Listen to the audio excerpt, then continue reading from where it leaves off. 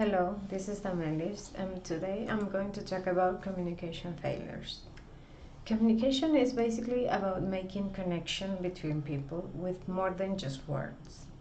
According to Bradley, some of the reasons of communication failures are the lack of honesty and trust, the complexity of the methods that are used to communicate, and the assumptions or beliefs that the team is informed or have more knowledge than what we think they have. Today's case is about a disaster related to a space shuttle in which 7 brave crew members lost their lives. And there are some series of questions about this case that I'll be answering today. The first 3 questions to be answered are about a risk management plan. So the first one is, does it appear from the data provided in the case that a risk management plan was in existence? The answer could be yes and no, because there did appear to be the basic organizational elements and positions in place to manage the risks. However, there was not like an effective or a structured risk assessment and management plan in place. Just because the basic organizational elements were in place, there were too many obstacles in place for any effective risk management process to take place. For example, the poor and lack of communication was one such like an area of deficiency, and it was described in this case, for example, for the lack of problem reporting requirements or the misrepresentation of criticality or the lack of involvement. In this case clearly states that like they have like a necessity for risk management and was apparent right from the start. And also this case clarifies that NASA used a rather simplistic safety risk classification system and quantitative methods for risk assessment that was not in place at NASA because gathering the data needed to generate statistical models would be expensive and labor intensive. The second question is there a difference between a risk management plan, a quality assurance plan, and a safety plan, or they are the same? Well, according to Kirchner, from a project management perspective, a risk or is a circumstance that may have a negative impact on the operation and profitability of a given operation. A risk can be the result of internal conditions and also external factors related to the particular operations. An anomaly is more or less like an uncontrollable event, so they are different because even though a risk is also a circumstance that could affect or could impact the operation and profitability of the company, a risk could be predicted, but like anomaly is more like something that you cannot control. And regardless of how much planning and preparation you do, anomalies can still occur. And in many ways, the unknown and unexpected outcome. So, therefore, an anomaly is like the quality or state of being irregular. So both risk and anomalies can create changes to documentation as well as to operational procedures to prevent the same situations from recurring. In the Challenger case specifically, in this case, there were many risks involved, and one of them was using the solid rocket boosters that are the RVs. and once ignited or emitted could not be easily controlled or shut down, unlike the liquid rocket boosters. So this particular item, for example, would be considered like a risk because this fact has been discovered and identified from previous launches, and which with any given project is it's the project manager and the risk management team that define the risks pertinent to the project, and anomalies and operational anomalies are evaluated and reported by the quality control and assurance. The team report operational anomalies to the project manager. So, who determines the difference? It is the project manager who must determine the difference as to what is a risk to a project and what remains as an anomaly. So, now the risk identification questions. The first one is, what is the difference between a risk and an anomaly? Who I already said that. And okay, does there appear to have been a structured process in place for risk identification at either NASA or Theocol? Well, based on the details outlined in this Challenger case, it does not appear that either NASA or Theopol had a structured process in place for risk identification. And also, the case states, for example, that is it's the job of the launch director to listen to everyone, and it's our job around the table to listen and say there is this element of risk, and you characterize this as 90% or 95%, and then you get consensus that that risk is an acceptable risk, and then you launch. So therefore it is reasonable to conclude that although there did not appear to be a structured process, there did appear to be the basic organizational elements and positions in place to assess, manage, or manage risks.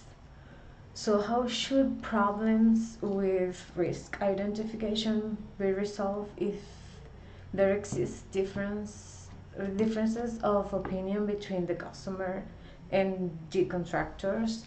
Well, the first thing to acknowledge that not risks are created equal to begin with, and also risks are wholly subjective for the most part, and due to the subjective nature of evaluating risks, um, it's therefore super important to be able to quantify the risks. And by quantify them, is that it will help to reduce differences in opinion between the customer and the contractors.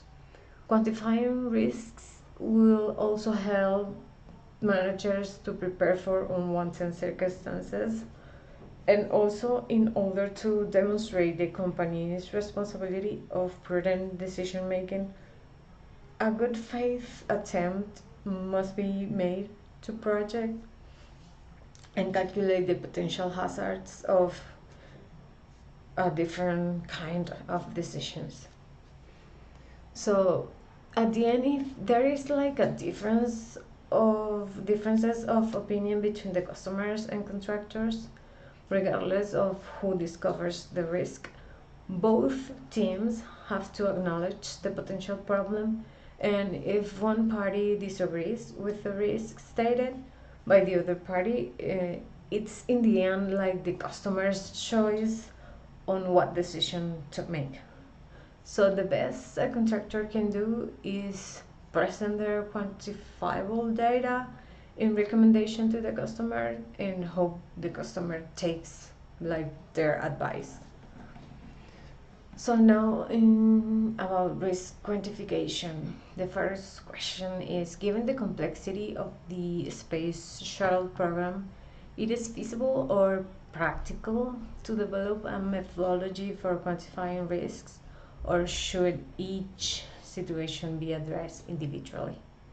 So the space shuttle program is needed, i- is indeed very complex, not only in the obvious aeronautical engineering aspects, but also from the human element of politics and governmental agendas.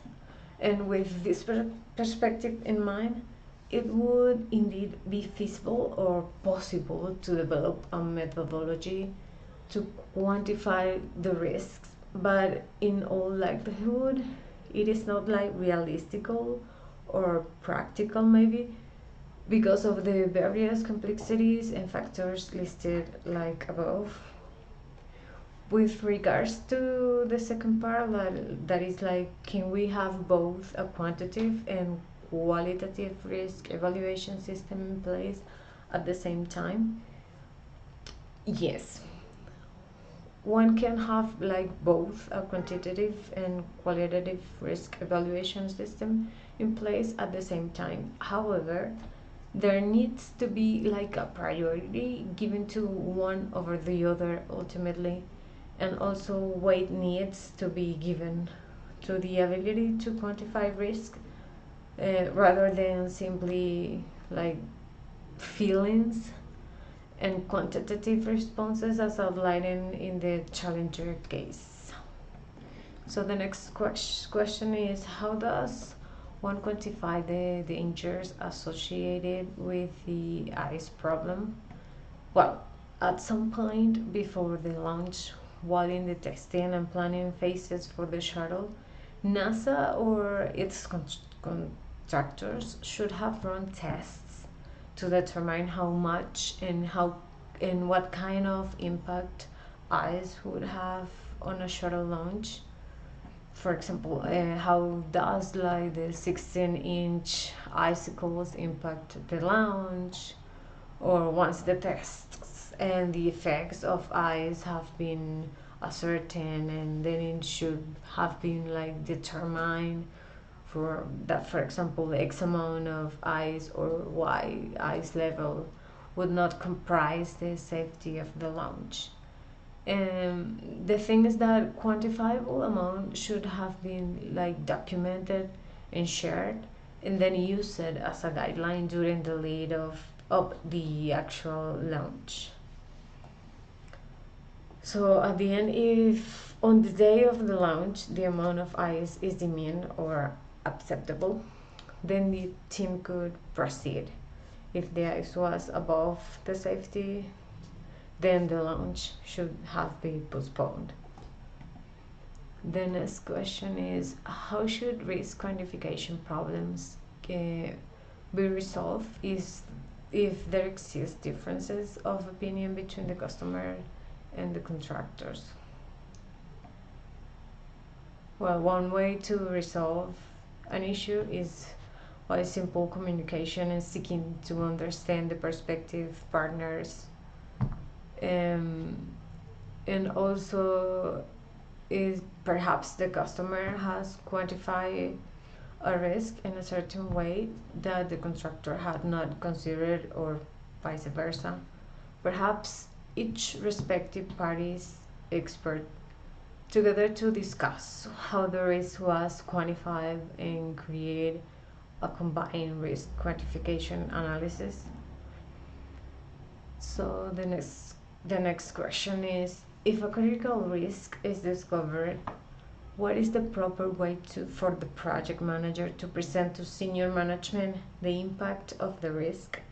So how do you, as a project manager, make sure that senior management understand the ramifications? Well, there is a critical risk that is, if there is a critical risk that is discovered, the project manager needs to share the details of this risk to the senior management team. And the PM should clearly identify the critical risk, explain it, and also quantify the critical risk while also outlining the potential outcomes of that risk. So, for example, in the challenger case, the PM should clearly outline the overall risk and what the relevance is to the launch. Then the PM needs to quantify that risk by possibly outlining the temperature and within which the risk is acceptable or unsafe.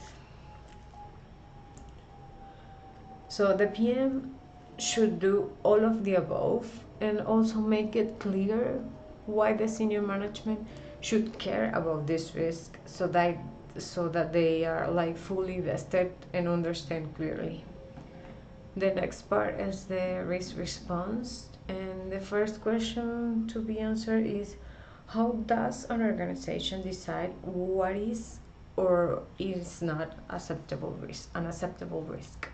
So an organization decides what is or not an acceptable risk by evaluating or ranking the risk, and also by determining the risk significance, which is like likelihood, like the risk is happening, and the magnitude of damage if it happens. The risk is then added to the project risk register. So the next question is, who should have final say in deciding upon the appropriate response mechanism for a risk? Well, although it should be a collaborative decision between stakeholders and assigned risk owners, senior management should have the final say in deciding upon the appropriate response mechanism for a risk. So, what methods of risk response were used at NASA? NASA did not have like legitimate or efficient risk response methods, and they identified some risks, but they ignored the severity and simply labeled them like as acceptable risks. So they didn't use like a quantified method for risk assessment, and they also avoided a quantitative method um, for the risk assessment because gathering the data needed would have been too expensive and the paperwork like too time consuming. So, did it appear that the risk response method selected was dependent on the risk or on other factors? The thing is that the risk response method that was selected was like dependent on other factors such as budget constraints and political pressure. So the research and development were completely sacrificed. So decisions were made to use liquid and solid fuel with the knowledge that liquid fuel is safer, but too many compromises were made to save cost and due to political pressure. So the Space Shuttle Challenger launch was like a very high risk project, and there are no higher risks on any project other than the safety of lives. So avoiding research and development was unfortunate, unacceptable, and also purely managed, I think. Another question is, how should an organization decide whether or not to upset a risk and launch if the risks cannot be quantified? When an organization encounters a risk that cannot be quantified, um, it must it must rely on risk, but instead relies on a qualitative scale that ranges between low, moderate, or high to describe impact and probability. Each range on the scale is assigned like a numerical value. For example, 1 is low and high is 5. And each risk can be plotted on a risk assessment matrix to display like the overall threats that those risks have. And those risks are assigned to a range on documentation from previous similar projects and observe trends in the market and also ground level workers who deal with the activity directly. So a compilation of data from these sources should produce fairly accurate data. So these experts can also forecast how big of a blow to the schedule and budget the risk will make if it occurs. So the project team can assess if the risk is still worth accepting based on the results of the qualitative analysis. So about the risk control, how could the change of communication and responsibility for the space shuttle program have been made to function better? Well, according to the case and Kirchner, the chain of communication was very one-off, fragmented, and inefficient. So there was also a lot of hiding of information and cutting of corners. So the chain of communication and responsibility could have been like made to function better in a number of ways, like representative for Theocol, NASA, and could have been in the same room during the process, proper checks and balances to people in authority, and accountability, and people needed to be held accountable for their responsibilities and decisions. And the next question is, because of the ice problem, Rockwell could not guarantee the shuttle safety, but did nothing to better the launch. So is there a better way for the situation of as this to be handled in the future? Yes, there are better ways for these types of situation. The case states that certain engineers didn't speak up more diligently because of chain of command and out of fear. So, in such meetings where things are so high stakes, there needs to be a way to communicate in such manner that an engineer doesn't feel afraid or is like fearful of retribution from a superior. And this can be handled in number of ways, like I don't know, anonymous feedback or balances or checks. What level of risk should have been acceptable for launch? I think that with shuttle launches there will always be like at least some risk with regard to launch, and it is like a calculation and balance of risk and reward. However, in this instance, many of the engineers felt that the risk for failure to this launch was very real and also unnecessarily high. In hindsight, this is obvious that the level of risk to the Challenger launch was too high, and the risk level should be minimal to manage like the safety and risk contingencies in place to prevent like such a catastrophe. So the last question is, how should we handle situations where people in authority believe that the potential rewards justify what they believe to be really like minor risks? So there needs to be accountability for these people in authority, and accountability and responsibility for their own decisions and actions. Because if not, they are like simple making decisions based on the fact that they are risking little. In the end, it was like those astronauts that put their lives at jeopardy and entrusted their lives to the decisions of these people in authority. So these people in authority need to understand that by making poor decisions without proper judgment carries like consequences and responsibilities. And additionally, there needs to be proper checks and balances for these people in authority. And they cannot be like allowed to make critical decisions like in a vacuum, but rather need people and systems in place within the organization where they can offer proper checks uh, to their decision making process, so that all stakeholders' interests are represented judicially.